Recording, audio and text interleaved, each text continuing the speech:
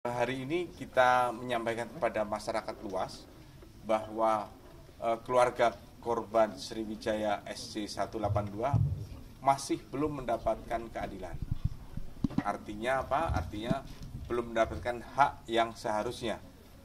Dan dalam hal ini saya sebagai penerima kuasa dari ke-24 keluarga korban ini sedang memperjuangkan keadilan di Amerika berdasarkan product liability. Begitu. Pak, sudah ada bantuan dari atau difasilitasi Kementerian Perhubungan Indonesia nggak Pak terkait pemenuhan hak korban selama ini Pak? Sampai sejauh ini keluarga korban hanya menerima santunan sesuai dengan Permen Hub 77 tahun 2011, akan tetapi sebagian besar juga belum menerima. Kenapa belum menerima santunan sesuai Permen Hub Permen Hub 77 tahun 2011 itu? Karena dalam pemberian santunan sesuai Permen Hub 77 itu ditambahkan oleh pihak asuransi. Nah, pihak asuransi ini siapa yang bisa mengendalikan asuransi? Sampai sekarang kita belum mendapatkan jawaban. Makanya jadi dari 24 klien ini 12 itu sudah menerima santunan dan 12 lagi belum menerima santunan. Jadi baik yang sudah maupun yang belum menerima santunan itu sama-sama kita perjuangkan untuk mendapatkan hak produk liability-nya, tanggung jawab produk yang seperti sudah saya jelaskan tadi. Ini masuk di bagian tuntutan tersebut Pak? Betul, sudah. Yang santunan ini? Iya. Itu bisa didetailkan apa berapa orang yang sudah menerima dari pemerintah atau yang belum itu berapa? Sebetulnya bukan menerima dari pemerintah. Pemerintah membuat aturan. Permen Hub itu 77 tahun 2011 itu membuat aturan. Aturannya sebetulnya memberikan santunan sebesar 1.250.000.000 tanpa diharuskan untuk membebaskan dan melepaskan Boeing, tanpa harus membebaskan maskapai Sriwijaya. Kalau memang di belakang hari ada temuan bahwa ada kesalahan dari prosedur penerbangan, prosedur kegagalan produk. Nah, kegagalan produk inilah yang sedang kita perjuangkan ke Amerika. Kendalanya apa Pak? Yang 12 tadi belum menerima santunan. Kendalanya adalah karena ada pembatasan yaitu para keluarga korban yang 12 ini tidak mau menandatangani pembebasan dan pelepasan kepada Boeing, kepada Sriwijaya dan kepada entitas yang bertanggung jawab lainnya yang memungkinkan yang ada kemungkinan orang-orang yang seharusnya bertanggung jawab.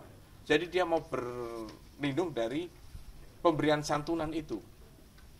Jadi pemberian santunan itu harusnya dia tanpa syarat, seperti halnya Jasara Harja memberikan santunan.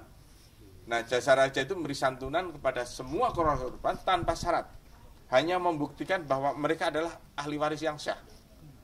Jadi memberikan santunan sebesar 50 juta itu sudah diberikan kepada semua klien kami. Seharusnya Permen Hub 77 tahun 2011 itu mengacu pada hal yang sama, tanpa syarat. Nah, ke-12 klien kami itu tidak mau menerima syarat release and discharge. Itu yang jadi kendala. Artinya menghambat ya Pak, Permen Hub itu ya, untuk para keluarga korban ahli waris. Secara undang-undang, secara legal, Permen Hub tidak menghambat. Yang terjadi adalah aturan yang tidak ditaatin oleh pihak asuransi. Asuransi yang seharusnya membayarkan tanpa syarat itu dia menambahkan syarat. Nah, kami tidak bisa membahas ini lebih lanjut di Indonesia karena kami fokus pada product liability, tanggung jawab produk yang ada di Boeing. Pak, langkah konkret apa Pak ke depannya Pak biar tuntutan-tuntutan tadi itu realisasi Pak untuk para ahli waris? Gimana? langkah konkret ke depan seperti apa Pak? Langkah konkret ke depan, makanya ini yang kita akan memberangkatkan 53 keluarga dari 24 keluarga korban ini ke Amerika. Itu langkah konkret. Artinya kita membuktikan kepada hakim di sana bahwa ada ini 24 korban yang menuntut hak atas produk liability, tanggung jawab produk yang dimiliki oleh kloter Pak yang diberangkatkan Pak? Nanti malam Pak ada yang berangkat Pak? Nanti Satu malam kloter itu berapa orang? satu kloter ada yang 5 orang, ada 10 orang, ada yang sampai 12 orang. Total berapa kloter? 8 kloter. Pak, ini kan di sini tulis Pak, keberangkatan tuh mau deposisi Pak dengan pengacara Boeing. Sebenarnya apa sih Pak yang dibicarakan dengan pengacara Boeing, dan apakah ini baru pertama bertemu dengan mereka atau sudah pernah terus ada pembicaraan lagi di saat ini? Jadi deposisi seperti yang disampaikan tadi oleh rekan saya dari Amerika, itu deposisi adalah untuk saling mengetahui siapakah sih korbannya, terus dari korban juga akan mengetahui. Kamera Pak. Korban akan mengetahui Boeing itu siapa, jadi pengacaranya yang mana, itu yang akan kita pertemukan. Itu memang bagian penting dalam proses pengadilan di Amerika. Jadi penegasan aja Pak ya, deposisi bukan tahap dalam Mediasi atau negosiasi ya, tapi tahap pertukaran informasi ya. Betul. Jadi ada perbedaan antara deposisi dan mediasi. Mediasi itu di mediasi ada hakim mediator. Ada hakim mediator yang menjembatani antara kepentingan penuntut dan yang dituntut, antara korban dan Boeing dalam hal ini yang kita tuntut gitu. Jadi ada mediasi, ada hakim mediator. Kalau deposisi itu nanti hanya ada pengacara kami, Herman Law Group, dan pengacara dari Boeing. Hasil deposisi ini akan dibawa ke pengadilan nanti. Betul, ya. Jadi setidaknya dari deposisi itu akan memberikan gambaran kepada Boeing apakah korban ini layak, apakah memang korban ini benar-benar keluarganya, apakah memang korban ini memang ahli warisnya, apakah kesedihan yang semacam apa yang kita keluarga korban ini hadapi gitu. Berarti selama 3 tahun ini belum ada Pak ya? Belum ada. Jadi ini adalah Boeing pun belum ada berarti ya? belum ada tanggung jawab Boeing yang kita terima. Soal kerugian, Tujuan ini berarti meminta tanggung jawab Boeing. Betul, ya. soal kerugian Pak, berapa taksirannya sih Pak perkiraan? Itu masing-masing keluarga beda-beda. Kalau bisa saya sampaikan, seperti halnya waktu kejadian Lion Air itu, kalau Permen Hub 77 tahun 2011 itu 1.250.000.000, itu ya bisa saya bilang ada yang 20 kali lipatnya, ada yang 40 kali lipatnya, ada 50 kali lipatnya. Gambarannya begitu. Maksudnya itu pengadilan Per ahli waris ya. Pengadilannya antara Boeing dengan keluarga korban. Maskapai atas ini Sriwijaya nggak terlibat atau nggak dimasukkan? Jadi yang kita tuntut di Amerika itu adalah Boeing secara produk. Artinya nanti bila terjadi negosiasi antara Boeing dengan Sriwijaya atau dengan perusahaan yang pembuat auto throttle atau dengan siapapun entitas yang ada, itu nanti dirangkum oleh pengacara Boeing. Nah, ini pemberangkatan nanti melibatkan atau minta bantuan pemerintah nggak sih Pak? Tidak ada, semua itu biaya dari kantor pengacara kami. Tapi sudah ada upaya Pak, sudah ada upaya ke pemerintah gitu minta bantuan atau... Tidak.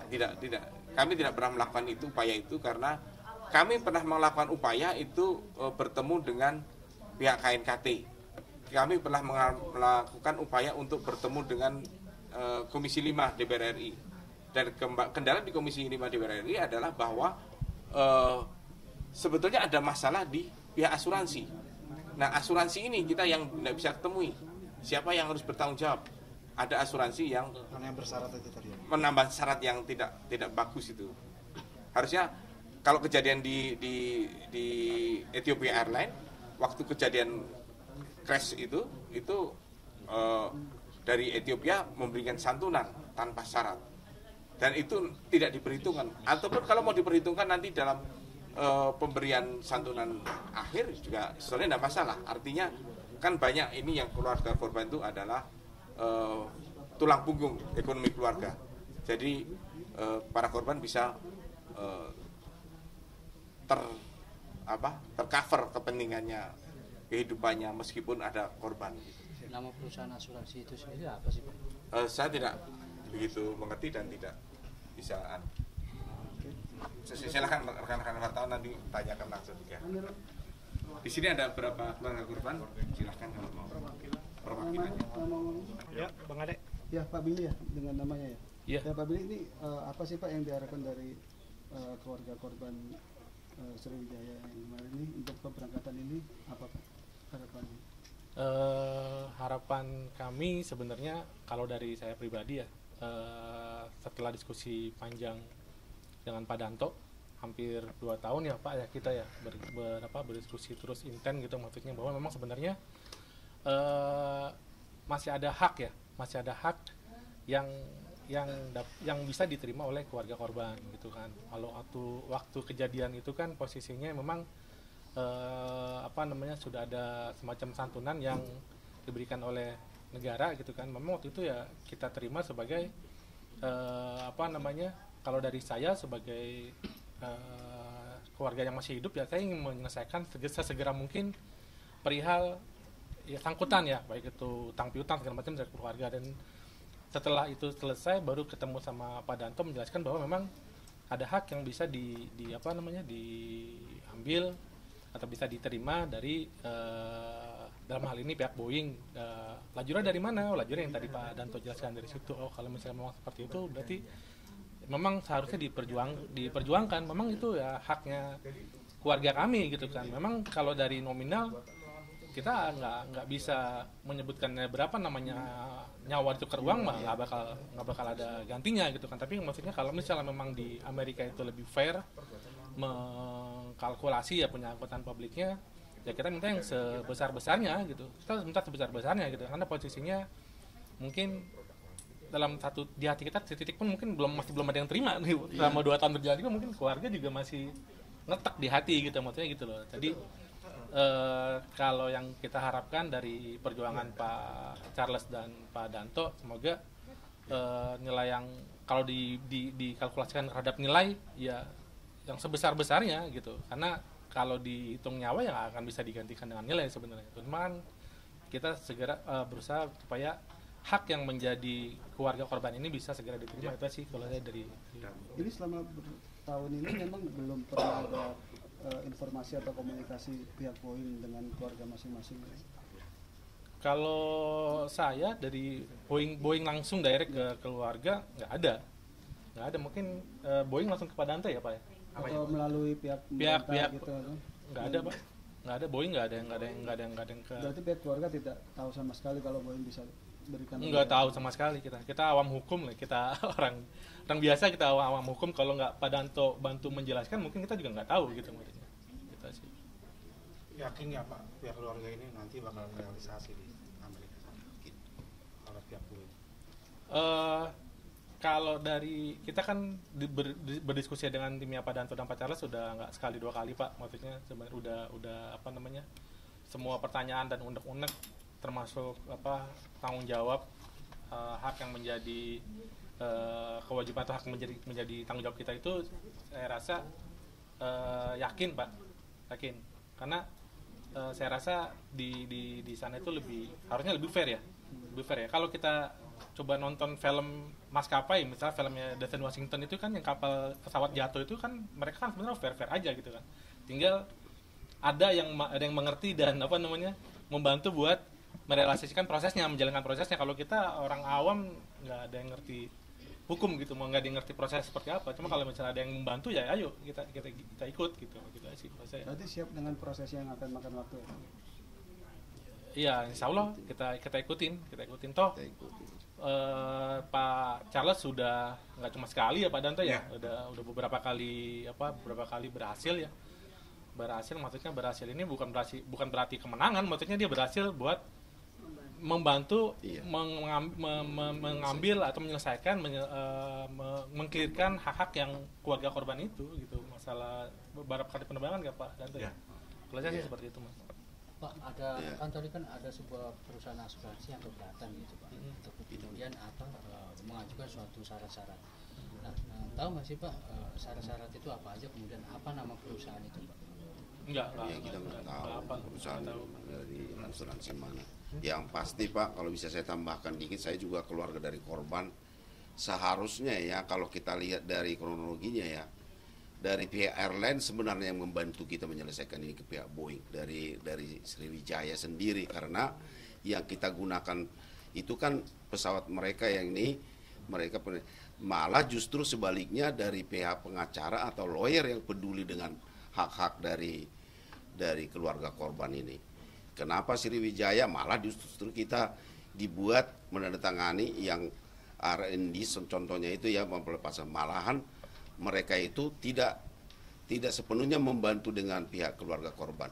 Itu seperti itu tadi, malah pihak yang lawyer dari luar seperti Bapak ini grup HLG ini atau beberapa ini lawyer yang lain juga mewakili yang berjuang. Ini yang kita sayangkan sebagai warga negara Indonesia. Inilah hukum di Indonesia itu yang tidak ada kepastian. Bukannya pihak keluarga dibantu, harusnya itu sebenarnya tidak mungkin itu dari pihak Sriwijaya tidak mengerti proses ininya. Karena masih ada hak kita di Boeing. Ya kan? Karena Boeing itu kan perusahaan di luar negeri. Ya kan? Di luar dari Indonesia. Kenapa nggak dibantu? Harusnya dikumpulkan dulu pihak keluarga korban. Kalian masih punya hak ini, Pak. Itu sebetulnya nanti tetapi dibantu dengan ini. Ya, gitu penyelesaiannya. Ya, inilah kita yang bisa kita alami sehingga kita memang seberapa banyak pun uang yang dipengganti dari keluarga kita yang sudah korban, tidak, keluarga kita udah nggak bisa hidup lagi kan, kita lebih harga berapapun misalnya itu di ini kita juga nggak mau terima sebenarnya masalah uangnya, tetapi ya itulah sebagai obat dari ini mungkin duka dari kita yang sebagai keluarga. Jadi dengan hal ini juga saya sebagai warga negara Indonesia ya, yang saya terima kasih juga untuk para lawyer atau kuasa hukum yang telah membantu pihak korban ini penyelesaiannya, yang mereka itu bisa sampai ke Amerika sana jauh dari ini dengan ini untuk menyelesaikannya. Terima kasih, itu aja yang bisa saya. Nama saya Robert Sinaga. Ya, anak saya itu korban Grisland Natali Sinaga sebagai termasuk salah satu pramugari. Itu ya. Terima kasih Pak. Iya, makasih ya. Perkembangan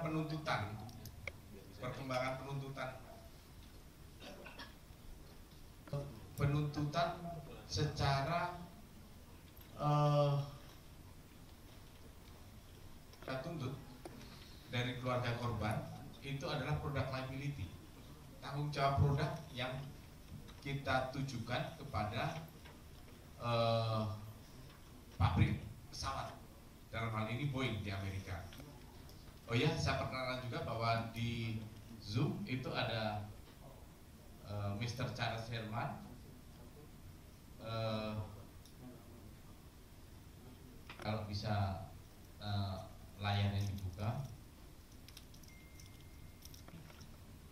Tanggal 18 April ini kami akan berangkat 53 keluarga ini akan memulai pengacara keluarga korban dan ini Mr. Charles Herman dan Mr. Charles Herman dan Tommy untuk memberangkatkan 53 keluarga korban.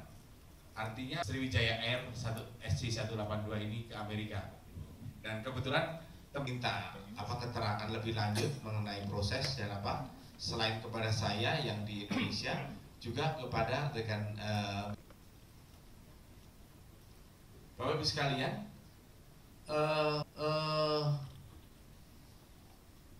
ketidaktahuan hukum. Penumpang itu harus merasa aman, merasa nyaman naik pesawat. Tidak hanya dalam naik pesawat itu tidak hanya yang bertanggung jawab tidak hanya maskapai, karena yang bertanggung jawab adalah produk yang dinaikin, dalam hal ini produknya Boeing. Penumpang pesawat itu tidak memiliki hukum kontrak, memiliki tanda tangan kontrak dengan Boeing, memiliki hak untuk merasa nyaman dengan pesawat yang yang dipercaya penumpang untuk membawa penumpang dari satu tempat ke tempat yang lain. Para keluarga korban ini semacam dibatasi hak-haknya. Dalam hal ini Boeing di Amerika. Nah, ada ketakutan dalam masyarakat di Amerika, perusahaan besar, perusahaan yang besar sekali dan canggih. Indonesia sebetulnya juga masih ada hak. Hak itu dilindungi undang-undang. Nah, undang-undang ini putusan sela di pengadilan itu juga ada namanya FNC. FNC itu pesawatnya adalah pesawat di Indonesia. Kedua, seluruh penumpangnya adalah penumpang warga negara Indonesia. Akan tetapi dengan argumentasi yang kuat, Mr. Charles di Amerika bisa memenangkan gugatan permohonan FNC yang diajukan Boeing kepada hakim. Kita bisa memiliki hak untuk mendapatkan ganti rugi. Ganti rugi dalam hal apa? Karena produk Boeing untuk SC182 ini terdapat sejumlah cacat produk. 5 anak yang masih kecil-kecil itu merasa sejumlah uang sesuai dengan Permen Hub 77 tahun 2011 yaitu 1.250, maka keluarga korban tidak boleh menuntut lagi. Padahal menurut amanat undang-undang maupun Permen Hub itu bahwa pemberian santunan 1.250 itu tidak menghilangkan tuntutan terhadap kerugian korban yang lain. Ada dilepaskan. Itu ada klausul yang sangat menyakiti rakyat kita, rakyat Indonesia tersakiti oleh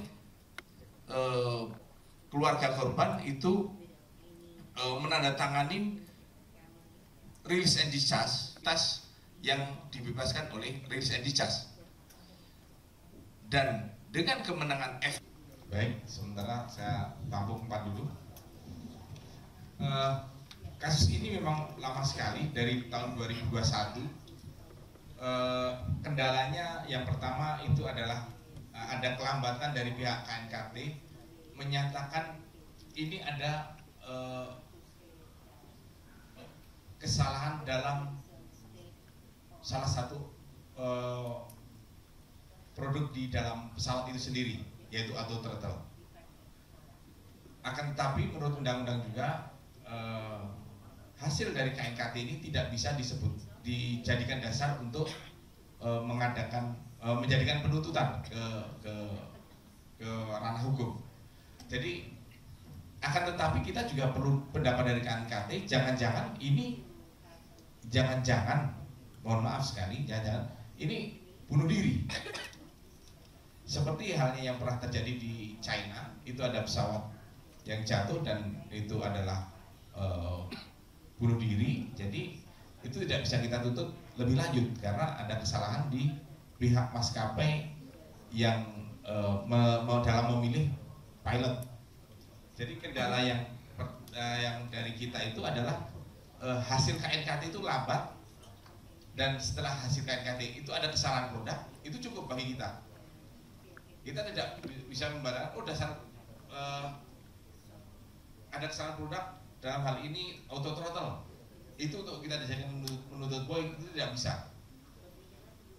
Hanya kita perlu tahu bahwa dalam hasil KNKT itu ada kesalahan produk, itu cukup bagi kita. Dan menurut undang-undang yang ada juga, kalau kita menuntut produk liability itu, kita tidak perlu membuktikan. Kita tidak perlu membuktikan, yang bisa membuktikan adalah produsennya, dalam hal ini Boeing. Jadi kendala yang utama dari KNKT yang saya dengar itu adalah adanya COVID juga. Jadi karena COVID, jadi pertemuan rapat-rapat mereka juga terbatas karena hasil KNKT itu juga dilaporkan ke seluruh dunia. Seluruh dunia boleh tahu dan boleh mengetahui apa yang terjadi. Kemudian untuk FOA, dari FOA itu apa yang dituntut? Yang dituntut adalah hak. Seperti halnya yang pernah terjadi di contoh nyata ya, yang di CT 610 itu seorang ibu yang punya 5 anak, yang korban adalah suaminya atau bapak dari kelima anak itu. Jadi mereka masih membutuhkan biaya untuk kelima anaknya itu untuk hidup, sekolah, dan mempunyai hak untuk sejahtera, memiliki hak untuk tetap beraktivitas seperti biasa seharusnya apabila tidak terjadi kecelakaan JT 610. Itu yang dituntut Ibu ya. Jadi hal-hal itulah yang dituntut. Jadi dalam penuntutan di Amerika juga adalah kita semacam tuntutan perdata ya kalau di Indonesia.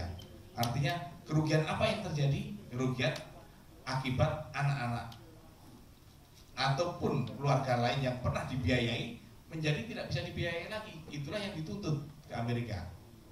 Dan tuntutannya dalam bentuk apa? Ya kita tuntutan perdata, artinya kerugian-kerugian yang seharusnya kelima anak dan 1 istrinya itu yang harus hidup bergantung pada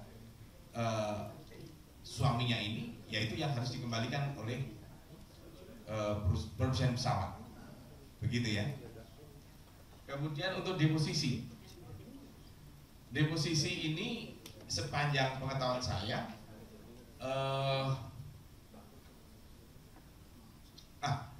menurut saya lebih baik dari Antoni yang bisa menjelaskan, karena ada Antoni, silakan Antoni untuk menjelaskan apa tahapan deposisi ini yang bisa dijelaskan.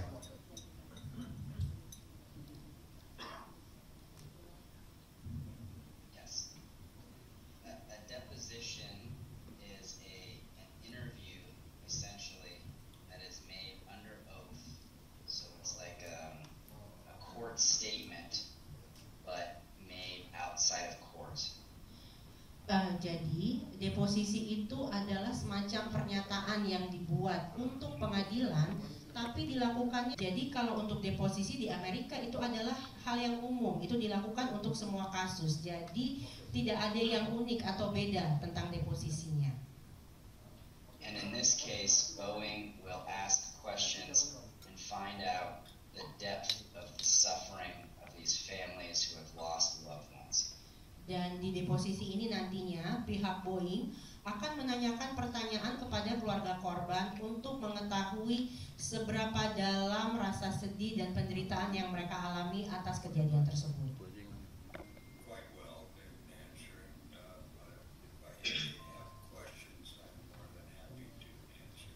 Okay, Jack, thank you.